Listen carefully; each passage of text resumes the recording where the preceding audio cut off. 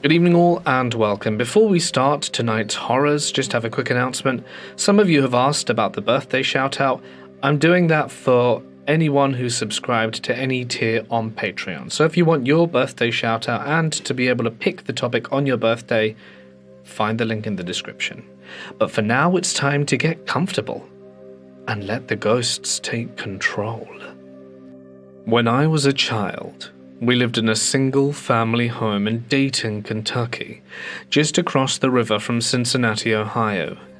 In the late 1980s, my dad constructed a huge, built-in bookcase in our living room. The only problem was my mum mostly had paperback books, which didn't have quite the classic look they were going for.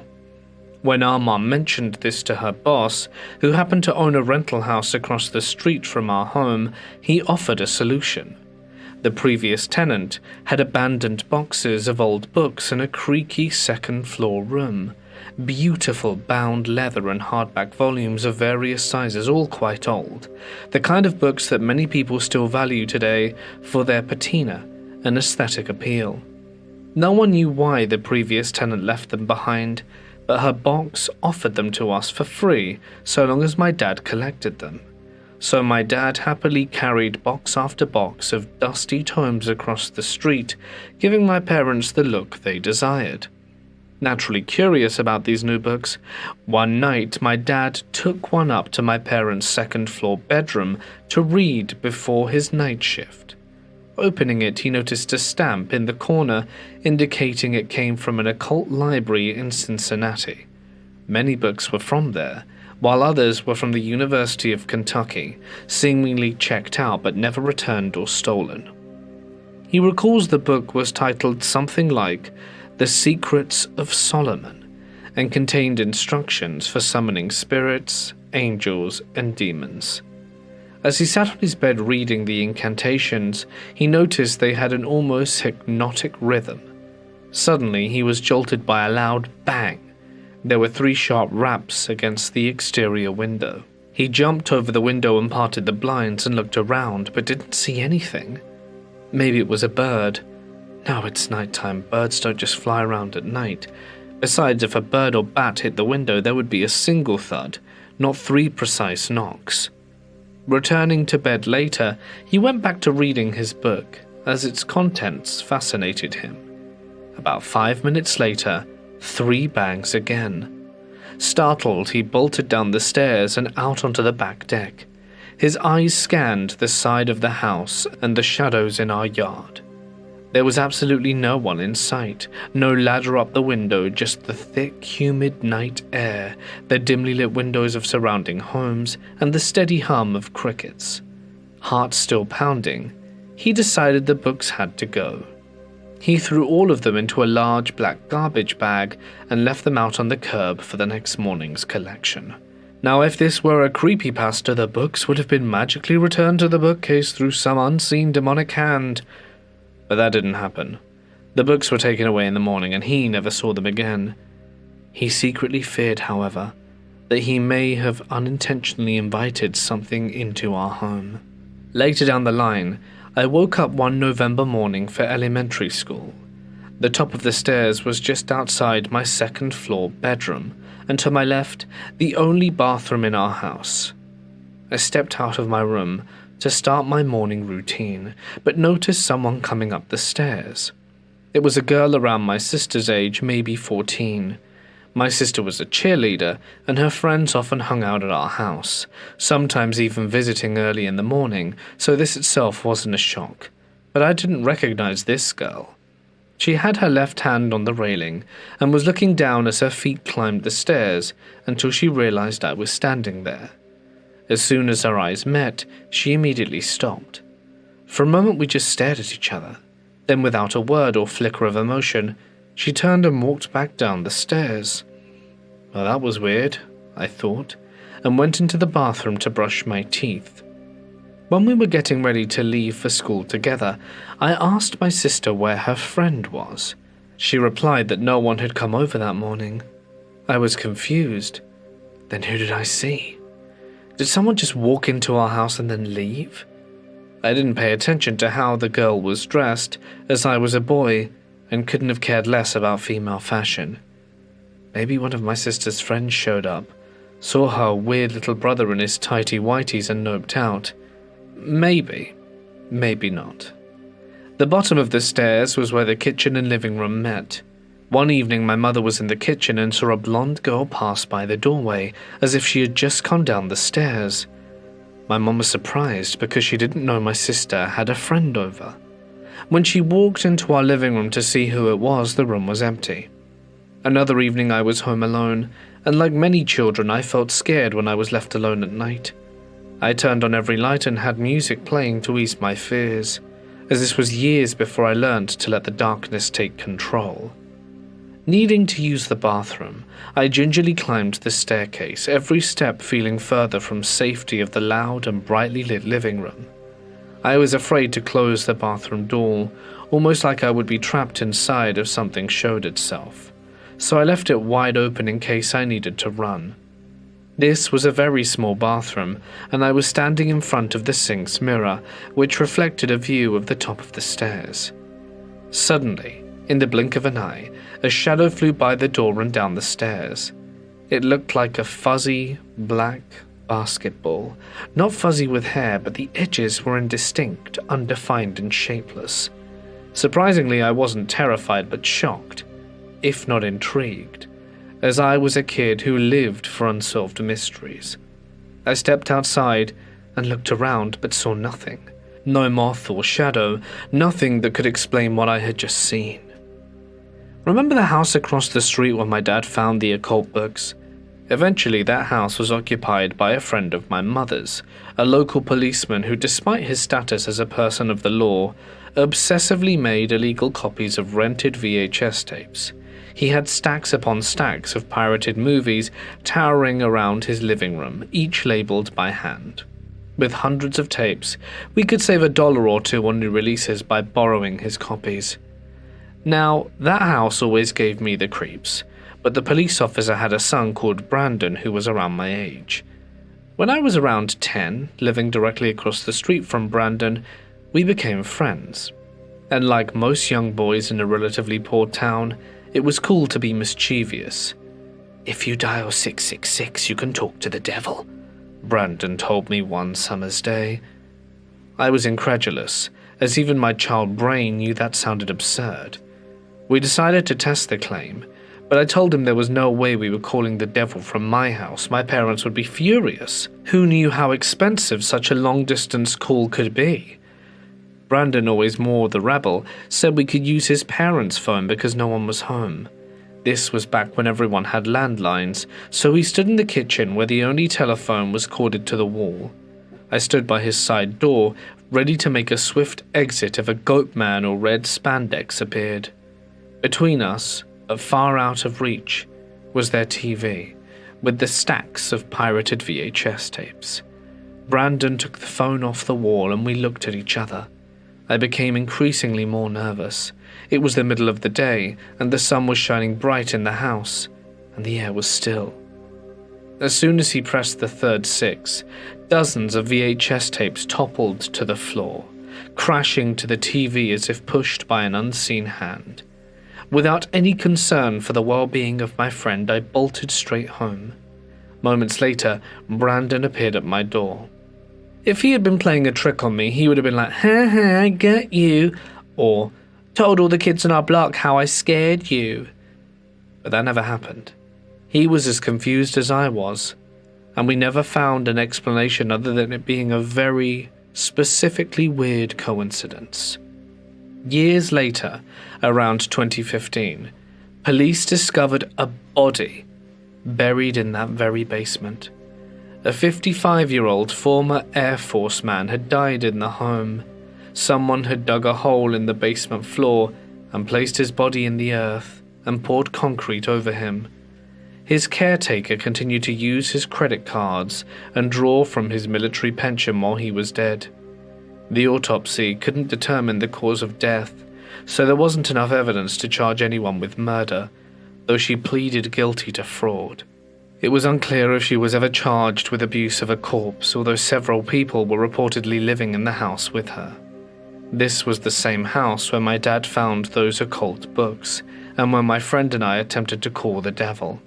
The man was buried in the basement after our time there, but I think it's still worth noting, as we always felt something being very off with that house. When I was around 13, we moved into a new home in the neighboring town of Bellevue. This was a beautiful brick home with a turret slate roof and hardwood floors. For a time, nothing happened after we moved in. One night while home alone, my dad noticed the kitchen light had inexplicably turned on. He went into the kitchen and switched it off, assuming there must be a short in the switch, then returned to his spot in the living room. Out of the corner of his eye, he saw the kitchen light come on again. When he inspected the switch this time, he saw it had been physically pushed back up, as if someone had turned it on. That's when he began to suspect we might have a spirit. My parents and sister, whose rooms were on the second floor, had various experiences, especially hearing footsteps on the stairs at night. My sister recalls sitting in her room and feeling someone tap her on the shoulder. She turned around to see who it was, but there was no one there. There were many small experiences like that. One night, while alone again, my dad looked over and saw his deceased father, my grandfather, sitting next to him. My father says he didn't appear ghostly at all. He looked exactly as he did in life. Though he doesn't recall everything his father said, my dad remembers that he was going through some difficult times, and my grandfather reassured him he would be okay. Then as quickly as he appeared, he was gone. The general feeling was that the spirits weren't malevolent, but they occasionally liked to remind us that we were sharing the same space. Behind that house was a double garage that had been converted into a small guest house which we called the cottage. The paranormal activity in that building, however, was on an entirely different level. The cottage is where my father and I kept our musical instruments, a place where we would often go and jam together. It was mostly a large, open single room, with a loft for sleeping and a small bathroom to the side. By this time I was a young adult, so I'd stay there during the summer when I was home from college.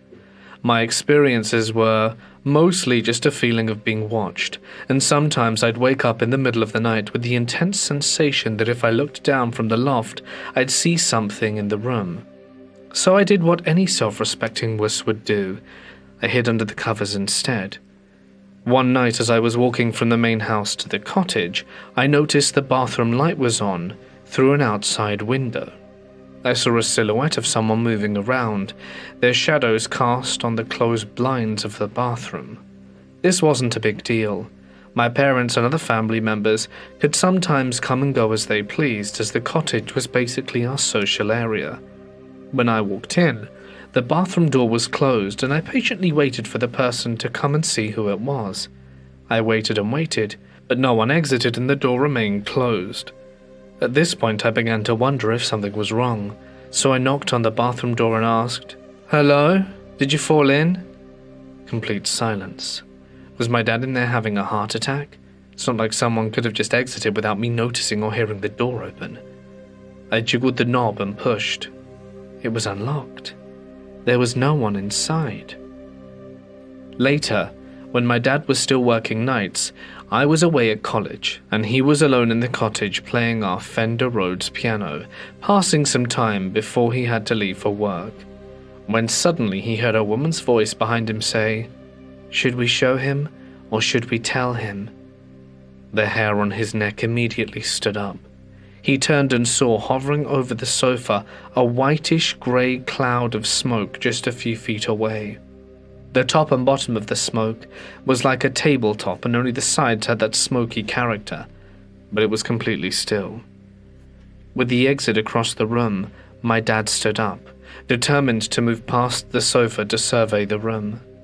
He moved his hands just over the smoke to see if it could move, and to verify if what he was seeing was real. But it didn't react to him at all. After moving across the room, he demanded in a shaky voice, "If you're really here, then beat on the floor." He felt two very loud hard knocks directly under his feet. The knocks were so hard they nearly pushed him off the floor, even though the cottage was built directly on top of a concrete slab. He looked back up, realizing the cloud had disappeared, but something else caught his eye. Sitting on the floor near the alley door was a glowing ball. It was between the size of a basketball and a beach ball. The outside was black, burned and jagged, with ragged holes in places that allowed him to see inside. He described the luminous interior as similar to a campfire after it burnt down, like glowing embers yet intensely red in color. He examined it for a few seconds and then watched as the ball floated up towards the loft. The air was electric, and he knew something big was about to happen. With his heart pounding out of his chest and every nerve tingling, he couldn't bear it any longer and sprinted outside, leaving the cottage's front door wide open. He stood in the yard for a moment, breathing heavily as he collected his nerves. After regaining his composure, he went back inside, but everything was still, and he knew whatever was there had gone. He never experienced anything like that again, and his only regret is that he didn't stay, because he still wonders what they wanted to communicate with him. Now all I can tell you is that my dad has been telling this story in the exact same way for 20 years, without changing a single detail. So make that of it what you will. Eventually my parents moved back to Dayton, this time into a beautiful stone home. Their new home sat atop a hill with a large deck, offering a dramatic view of downtown Cincinnati. The property had good privacy and was surrounded by woods. Nothing strange ever happened inside that house, but outside my dad would sometimes see human-like shadows darting around the yard at night. The way he described them sounds similar to how shadow people are usually described in internet lore. Now it's easy to explain these away as tricks of the mind in the dark, but he says one actually got close enough to speak with him. One autumn night, while he was relaxing on the deck enjoying the crisp air, he heard a disembodied voice in the darkness simply say, "You're gonna get some money." He found it strange but certainly intriguing, and a month later my dad won $200,000 in the Kentucky Powerball lottery. I know this might sound like the most outlandish part of it all, but it's completely true. In 2012, my parents bought their current home in a different town. They've lived there for over a decade now, and have never experienced anything paranormal. I also own my own home and have never seen, heard, or experienced anything in the 7 years I've been here. And that's it.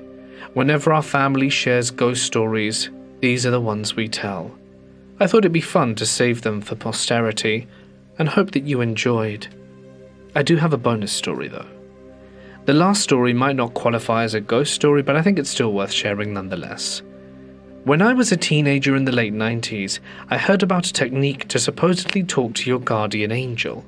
The idea was to sit somewhere quiet with pencil and paper and ask a question, empty your mind and just let your hand write. Don't think, just write. It didn't work too well for me. I struggled to clear my mind and mostly ended up writing gibberish. The only real answer I got when I supposedly asked my guardian angel for its name was Sarah Elizabeth. I was puzzled. Is it Sarah or Elizabeth? Later, I mentioned my experiment in passing to my grandmother, and she immediately went pale. She told me that between my mother and my aunt, she'd had a miscarriage, and the baby's name was going to be Sarah Elizabeth. I was stunned that this was a family secret that I had never heard. Back in the 90s, it was especially uncommon to publicly discuss miscarriages, especially around teenage boys. Out of all the possible name combinations I could have imagined, I wonder if that was just a coincidence or not. Either way, it certainly was a spooky one. I had just turned 40. Life was good, or so I thought. I was in the best shape of my life, working out 5 times a week, eating clean and keeping busy with my work as a hairstylist. My schedule was insane, but I thrived on the chaos. Looking back, I realized my body had been whispering warnings to me for years. The signs were there.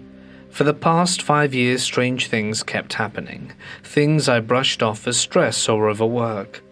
A sudden flash fever that would hit and vanish in moments.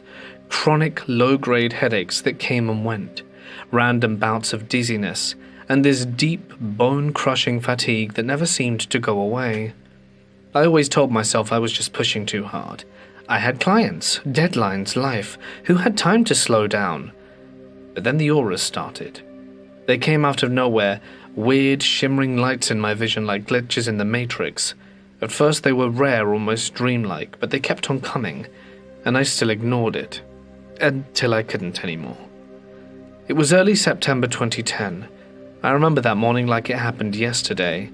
I woke up feeling off, my body was heavy, my limbs like lead. I swung my legs over the side of the bed, but before I could stand, a wave of dizziness hit me so hard I had to sit down. My heart pounded in my ears as I tried to catch my breath, and I told myself I just needed a minute. But deep down I knew something was wrong. Still, I powered through. I forced myself up and got ready to go to work, packed my lunch and grabbed my computer. My partner was driving me to work that day, thank God. I was too shaky to drive. But I never made it. We were about halfway there when it happened. I passed out once, and again. My partner panicked. I came to just long enough to see the fear in his eyes as he made the sharp turn towards the nearest hospital. By the time we reached the emergency room, my heart was racing so fast it felt like I was about to explode. I was lightheaded, barely hanging on, and didn't realize until later that my skin had gone ashen grey. They admitted me immediately. I was taken to an exam room while my partner left to run errands, and that's when things got strange. I was lying on the hospital bed trying to stay calm, but my mind was spinning. Time passed, how much I couldn't tell. Then the door opened and a doctor walked in. He was around 5'9", mid-40s, but his glasses stood out the most, large, gold-rimmed, and gleaming like something straight out of the 70s. They were too shiny, almost unnatural. Even in my weakened state, I noticed it was weird, like those glasses didn't belong to this time. But despite the oddness of it, I wasn't afraid. His presence was calming. He didn't say much, just examined me with those ice-cold hands that sent a chill through my body. His touch felt different, too cold, but his voice was soothing when he finally spoke. "Don't worry. Everything will be okay." There was a certainty to his words that I felt deep in my bones. He left the room after that, and I never saw him again. I was admitted to the hospital for 2 months. The dizziness, the fatigue, and heart issues were just the tip of the iceberg. Eventually, they found out the cause. Stage 4, B-cell lymphoma. A rare form of cancer that only 2% of people diagnosed survive. I was in stage 4, i.e., no going back. The oncologist didn't sugarcoat it. They started me on chemo right away, but by late December, after 3 rounds, the tumors in my abdomen weren't shrinking. The doctors had grim news. They needed to ramp up chemo, aggressively, higher doses, stronger meds. But it came with a cost. The first treatment stole everything. I lost all feeling in my hands, legs, and arms. I couldn't walk without assistance. They told me I would never do hair again, and they told me if this was more aggressive and chemo didn't work, I had a month to live. I was going to die, and I accepted it. I don't know how to describe what happened next. I had what some would call a spiritual awakening. I made peace with my fate. But somewhere deep down, I knew I wasn't going to die. Within a week of starting the new chemo, something impossible happened. The tumors in my abdomen just vanished. The doctors couldn't explain it, but I could, because I remembered. Before being transferred for a bone marrow transplant, I wanted to thank the staff who had taken care of me. But there was one person I had to see. The doctor, the one with the gold glasses who told me I'd be okay. I asked the head nurse if I could speak with him, and she gave me a puzzled look. "What doctor?" she asked, tilting her head. I described him, his height, his age, the glasses, the impossible shiny glasses. Honey, there's no one like that works here. I've been here 30 years, I know everyone. And no one like that has ever worked in the ER. My heart stopped. I wasn't crazy, I had felt his hands, I had heard his voice. He was there. But he wasn't. Was he an angel, a spirit, a ghost? I don't know, but he was real, and I knew deep in my soul that his words carried power.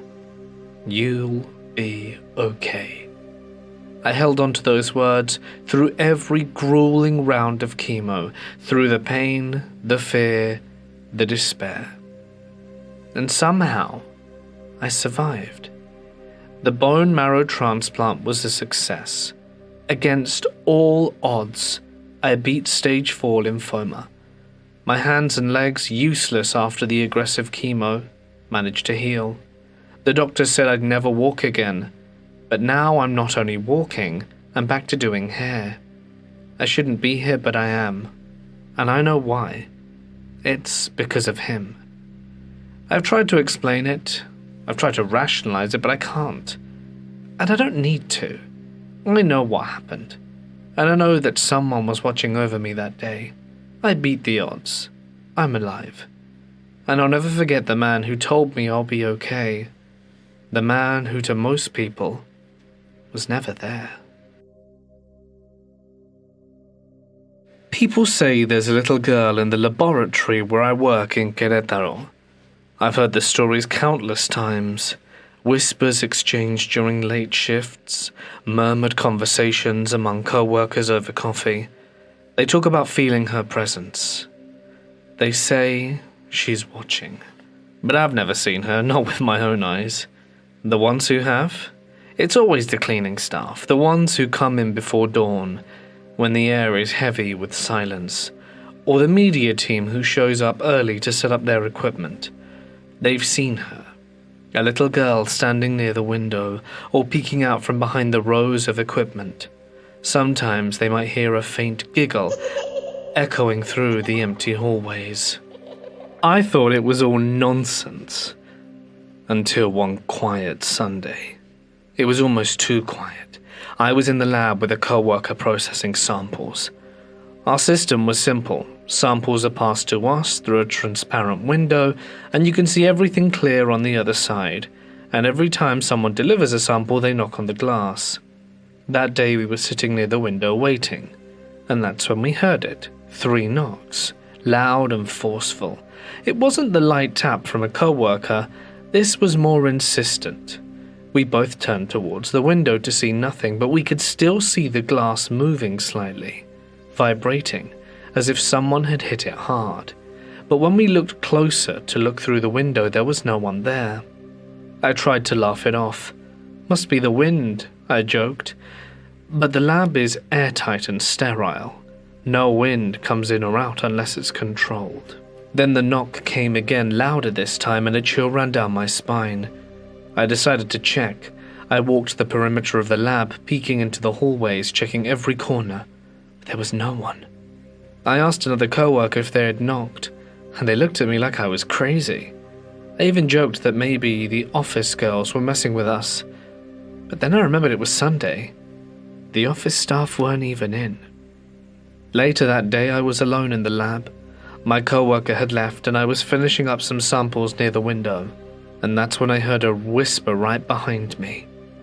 Shh. My blood went cold. I spun around, but the room was empty, but I felt it. I've never been one to believe in ghosts, but now my mind was starting to sway. Later, I was at my friend's birthday, and he asked if I could host the party at my place. I didn't mind. I had a decent living room, plenty of space for his friends, and one of his guests was a woman I didn't know. She was quite reserved, kept to herself, but there was something about her that felt off. At one point she asked to use the bathroom. I told her it was right down the hall and to the right. When she came back, she didn't say much, but I noticed her whispering something to her friend. He glanced at me with this weird look, like he had just heard something obscene. I didn't press him about it. But several months later after the party, me and that friend had had a few too many drinks, and my friend finally told me what she had said. She saw something, he muttered, almost too embarrassed to admit it, and I pressed him for more. She says there's someone in the hallway. A woman. Curiosity got the better of me. A bit later, I was messing around with one of those anime filters on TikTok, the kind that turn your photos into anime-style images, and I decided to take a photo of the hallway. When the filter processed the image, there was a woman. Faint, blurred, and unmistakable. That same week, some weird things started happening. I kept feeling like there was a thread tied around my ring finger. At first, I brushed it off as my imagination, but the sensation wouldn't go away. It was tight, almost as if something was pulling at me. It became so real I started scratching at my finger, trying to loosen whatever was there. Out of curiosity, I used the TikTok filter again, this time to video my hand, and it appeared to be a brown thread wrapped tightly around my finger, visible only in the filter. It wasn't the only strange thing. One afternoon I went to the corner store. When I came back, I tossed my keys onto the bed like I always do. I was home all day after that. There was no reason for me to touch the keys.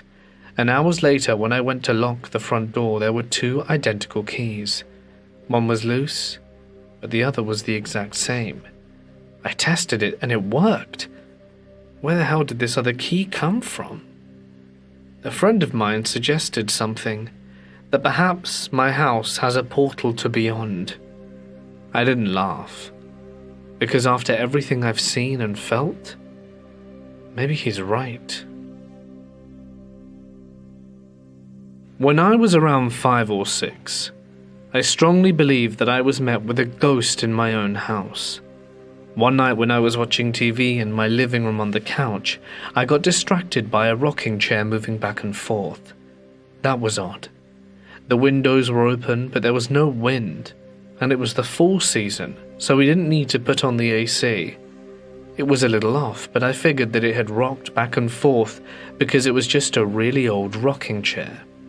It stopped rocking a minute later and didn't move again.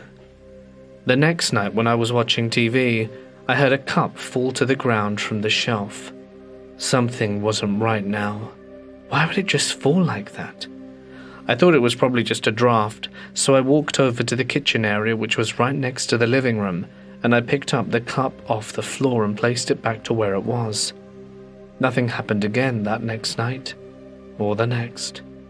But the night after I was watching TV, when out of the blue, a radio set which was on a desk right next to me turned on. This was no draft. A radio can't just turn on by itself.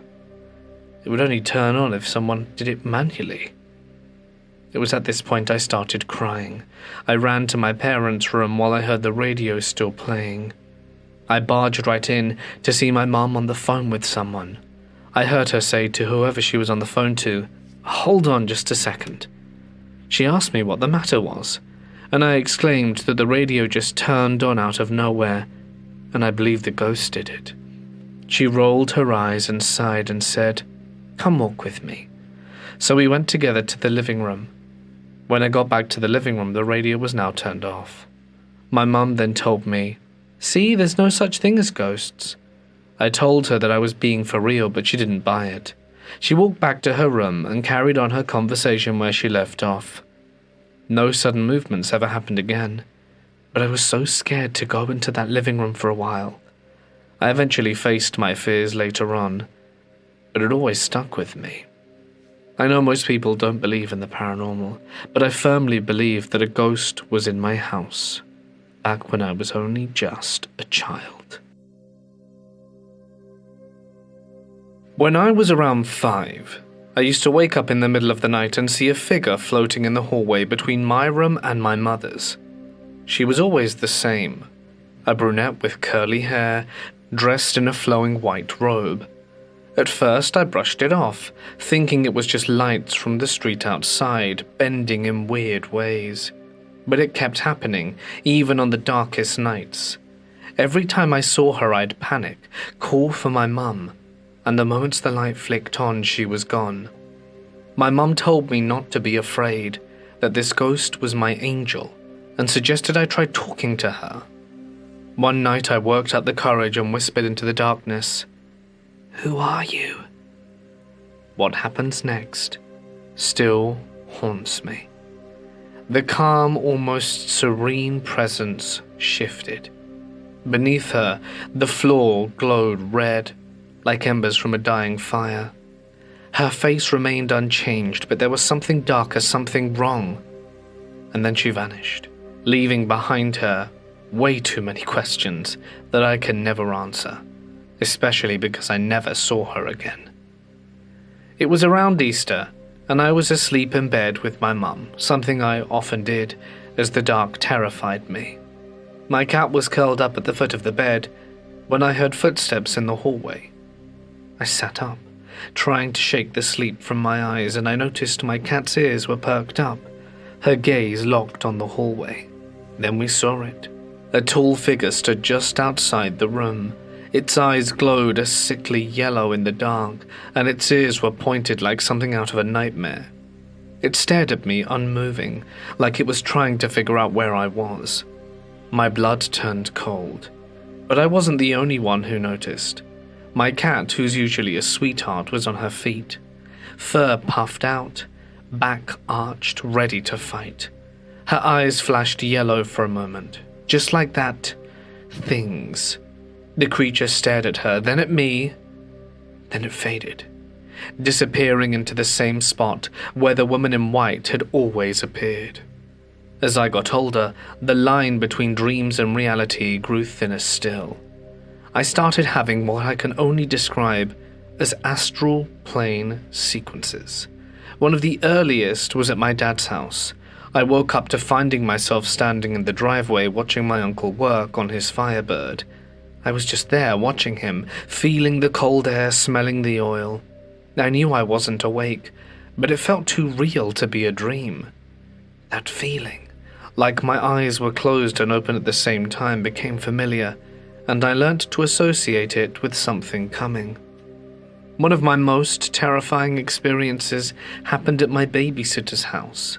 I was napping on her couch one summer afternoon when I slipped into another astral sequence. I woke up to see her sitting in her chair, her husband across from her, and me, still asleep on the couch. But that wasn't the worst part. Standing between the two chairs was me, a doppelganger. I don't know why, but I charged at it, and that was a mistake. It wrestled me. I could feel its nails, its strength. It wasn't just a dream. I felt the pain, and then it was gone. But it wasn't. Even now, every once in a while, when I drift into that in-between state, I'm sure I can feel it still. Years later, in a different house, I gave my ex a bear that we used to pass back and forth. She liked it because it smelt like me, but I swear that bear wasn't normal. We both woke up multiple times to the damn thing moving on its own. And I appreciate how crazy that sounds. One time I tried to cleanse it, thinking maybe whatever was attached to it would leave. But the moment I tried, the air grew heavy. I felt a deep, almost primal dread wash over me, and I could feel something in the room, watching, waiting. We decided it was best to just leave it alone. Whatever was in the bear had no interest in leaving. The house I live in now is haunted. There's something that runs up and down the stairs at night, heavy footsteps. Sometimes I'll walk through the hallway. My ex experienced it firsthand while doing her makeup in the mirror one evening. I was in the shower, and she screamed when she heard the stomping behind her. "Something stomped past you?" I casually asked when I got out. "Yeah." She was still shaking. "Oh, that's just the spirit. He's harmless." One night, I woke up at 2 a.m. to the sound of my VCR rejecting a tape. I groggily turned over and saw a figure crouched by it. I thought it was my mum, but it wasn't. The damn thing hissed at me, and I instinctively threw myself against the wall to get as far away from it as possible. and it faded right after, but I couldn't shake the feeling that I was being watched. And then came the writing. White words appeared on the wall behind me, along with a face pushing out from the shadows behind the shelf. TV on, problem solved. It happened again recently, but this time it wasn't a face, it was a whole person. And it left me with the same feeling of dread.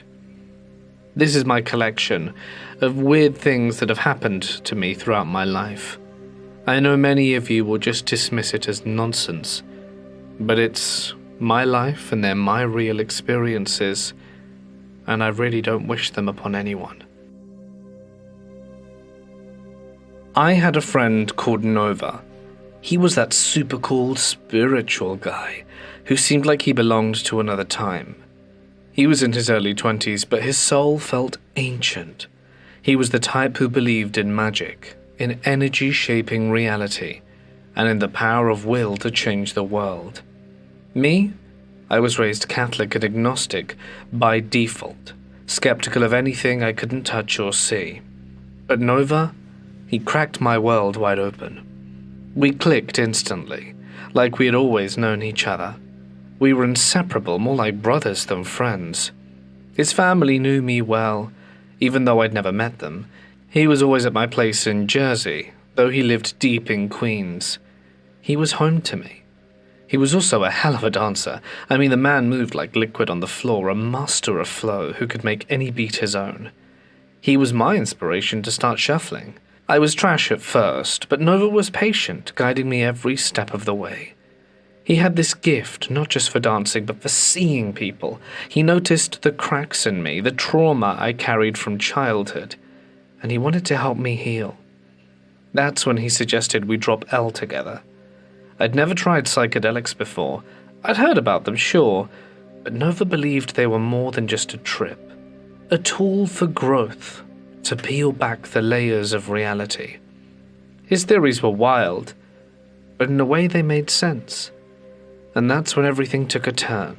It was November of 2016.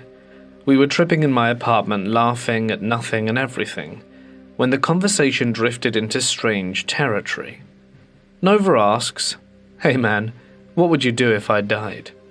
It hit me like a punch to the gut, caught completely off guard, and I blurted out the first thing that popped into my head. "I'd haunt you." Nova laughed, his wide, mischievous grin. "Well, I'd come back as your cat," he said without any hesitation, his eyes twinkling like he was already on some cosmic joke. "A cat? I can't even have a dog in this apartment." "That's why a cat," he shrugged, like it was the most obvious thing in the world. We kept joking, and I told him that if he did come back, he'd have to be an orange cat. I'd always wanted one like Garfield, smart, independent, and full of character. We laughed about it, sealed it with a handshake, and then the moment was over. We carried on with our day, other conversations ensued, and I didn't think about that conversation again until the following year. Fast forward to January of 2017. My birthday was coming up on February 3rd, and Nova and I had plans to hit up a club where I was getting free drinks for bringing 10 friends.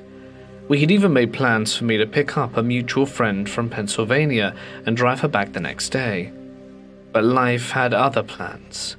Nova had loaned me some stuff and was counting on me to cover him with money that I was expecting from a refund. The disbursement dragged, tensions rose, and by the time February rolled around, we weren't speaking. We fought, and I was pissed. He skipped my birthday, and someone else picked up our mutual friend, and they went about their night. Midnight, I'm at the club, buzzed and ignoring his last text asking for an update on the money. I didn't reply, but I didn't know it would be the last message he'd ever send me. The next morning, I wake up to a nightmare. Texts, missed calls, something about a car accident and Nova missing. The arsehole driver he'd asked to take our friend home had gone 140 in a 40, hit the divider, flipped, rolled, all of them gone. Just like that. And it was my fault. At least that's how it felt. I should have answered. I should have made things right. If I'd have picked her up, if I'd have just replied, maybe they'd still be here. I spiraled hard. I was failing college, drowning in guilt, barely functioning. Nova was more than a friend. He was my twin flame, one of the only people I'd ever truly connected with. Without him, I felt hollow. At his funeral, I finally met his family. His mum. God, she could see the wreck in me. And she handed me an envelope filled with his ashes. "He'd want you to have these," she said softly.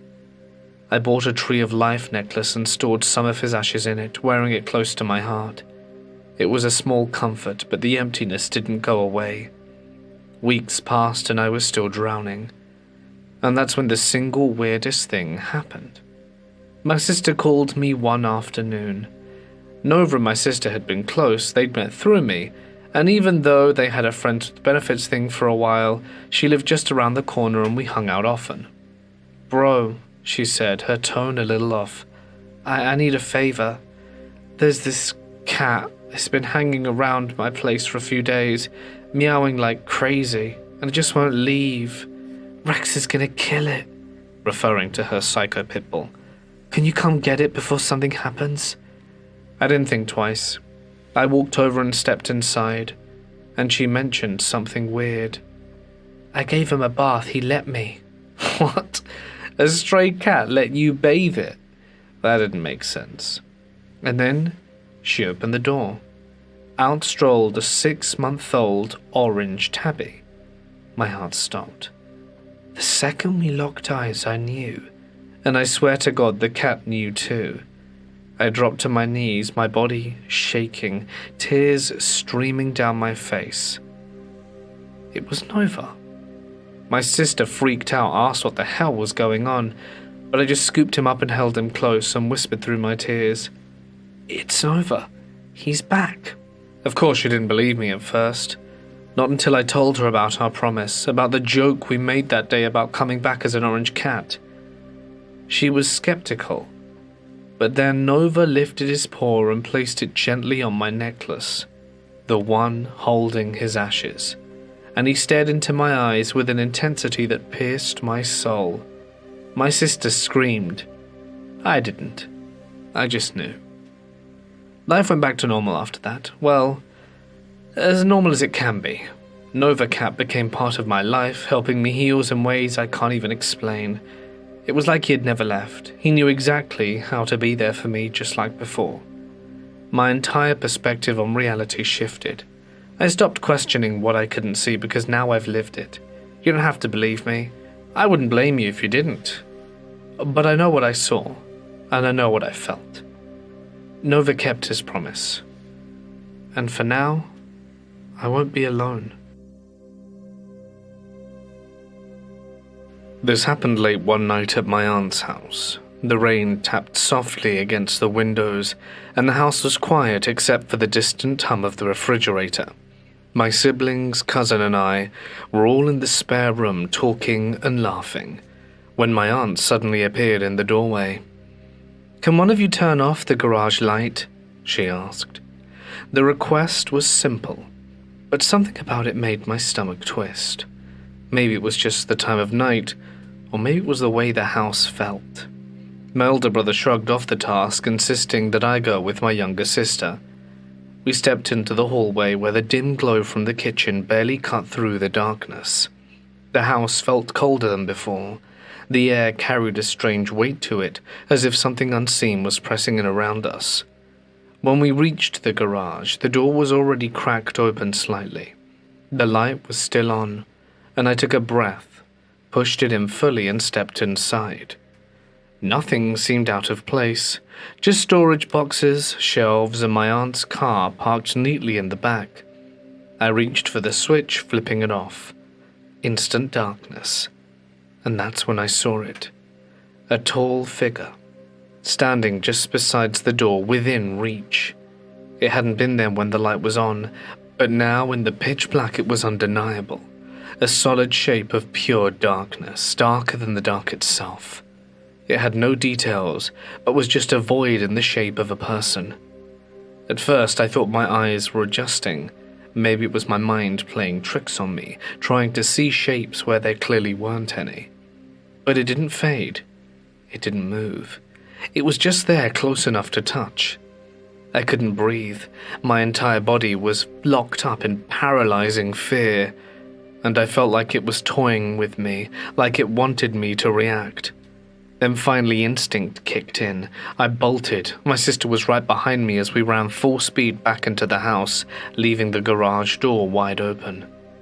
Back in the room, my cousins and brother looked at us confused. We tried to explain breathlessly and shaking, but they laughed it off. "You're just afraid of the dark." But it wasn't the dark that terrified me. It was what was standing within it. That night, neither of us slept. We lay awake staring at the bedroom door, waiting for something to happen. But nothing did. I'm glad my aunt moved out of that house. They never believed us. But honestly, I don't blame them. If someone had told me what we saw that night, I wouldn't have believed them either. When I was around 10 years old, I was sleeping over at my grandparents' house. It was a small, cozy place that always smelled like old books and homemade bread. I'd spent so many nights there, but this one was different. I don't know why I woke up. Maybe it was just one of those times when your body senses something before your mind catches on, and I lay there in the stillness, staring up at the ceiling, trying to will myself back to sleep, until I heard it. A scratching noise, coming from the back of the house near the window. At first, I thought maybe it was just trees brushing up against the glass. That didn't make sense. There was a porch back there. Nothing could have reached the window. I sat up a little, ears straining, heart pounding just a little faster, and the scratching stopped. I held my breath, hoping that was the end of it, hoping to be able to dismiss the whole thing and be able to roll back over to sleep. But then the footsteps came. They were faint at first, a soft, deliberate thudding that echoed through the floor, coming from the cellar, of all places. I froze. Had someone broken in? Maybe those scratching noises had something to do with it. But something didn't feel right. I didn't move, I didn't call out. I simply listened. The footsteps stopped, and relief washed over me, but it didn't last long. A few minutes later I heard them again, only this time they were upstairs on the second floor. Now panic started to creep in. My grandparents were asleep down the hall, completely unaware. And me? I was lying there paralyzed, listening to something move around the house that shouldn't have been there. The footsteps stopped again. For a moment the silence was so heavy I thought maybe I had imagined the whole thing. But then it started again. Only now, they appeared to be coming straight for me. My blood ran cold. The footsteps were slow and deliberate. I couldn't see anything, but I could feel it. Something was approaching. I kept telling myself it was time to scream, or run, or just move, but I couldn't. I was frozen in place, wide-eyed, staring at the door, waiting to see whatever was coming for me. But there was nothing. No shadows, no figures. Just footsteps. I threw the blanket over my head, squeezing my eyes shut. If I couldn't see it, maybe you couldn't see me. I told myself to just go to sleep, to just sleep and it would be all over. But sleep wouldn't come. And then the chain rattled.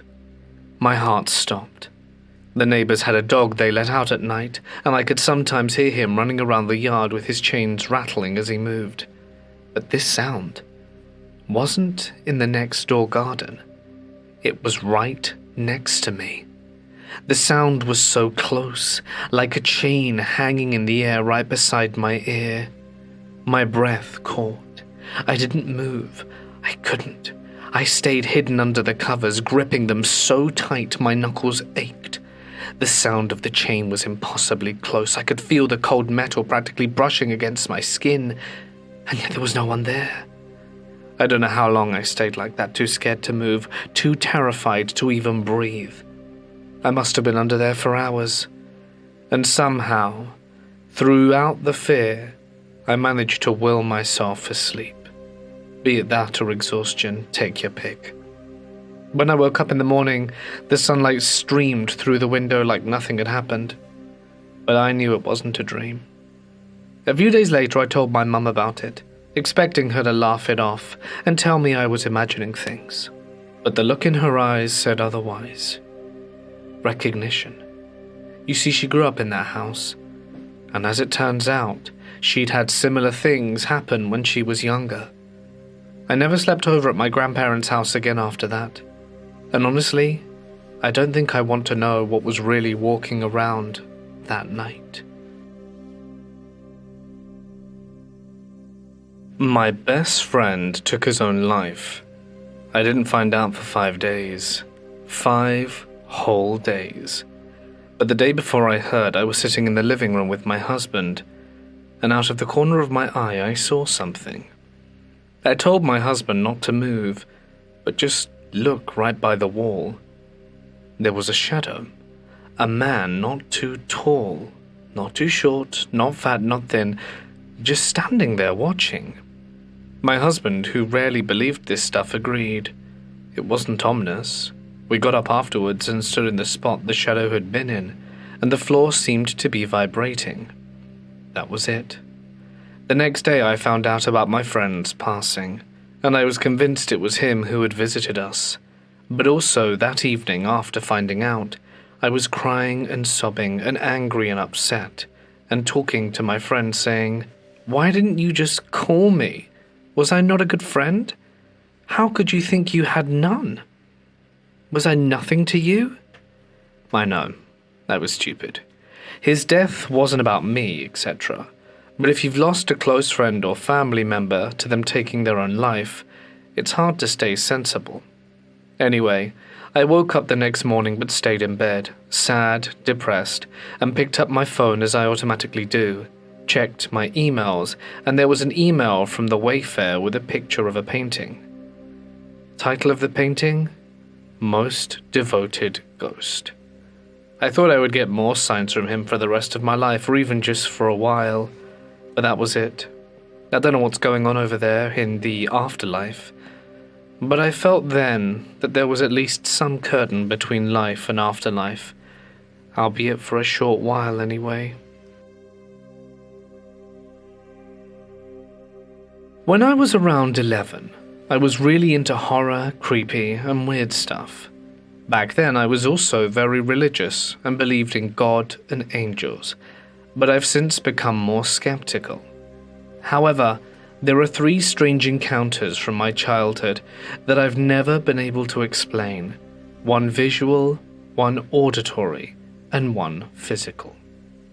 One night, my parents went out to a party, leaving me alone with my toddler brother. We were in the living room watching TV when out of nowhere I saw a white, faceless, bodiless figure floating from the kitchen towards the basement.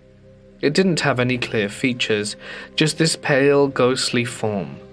The weirdest part, I wasn't as terrified as I thought I'd be if I ever saw a ghost. I just froze completely in shock, watching it disappear. The auditory encounter happened at 3 a.m., and I was still awake when I suddenly heard a middle-aged woman crying outside my window. Now here's the thing, this wasn't in an apartment building where someone could be standing outside. I grew up in Iceland, and my childhood home is in an area that might have once been Viking grounds. The sound was clear, like she was right outside, but when I looked out the window there was nothing, no footsteps in the snow, no wind carrying the sound, just silence. Another time at around 3 a.m., I woke up to 3 distinct knocks coming from the desk under my bed. I had a bunk bed with a desk built underneath, so whatever knocked was coming from directly beneath me. As I lay there frozen in fear, my entire bed suddenly started shaking. I was terrified, and then I passed out. I don't remember falling asleep or calming down. It was just terror, then blackness. These experiences still stick with me, and I'd love to hear what you guys think. Sleep paralysis? A hypnagogic hallucination? Or something more? Anyone have any similar experiences they'd care to share? I'm all ears.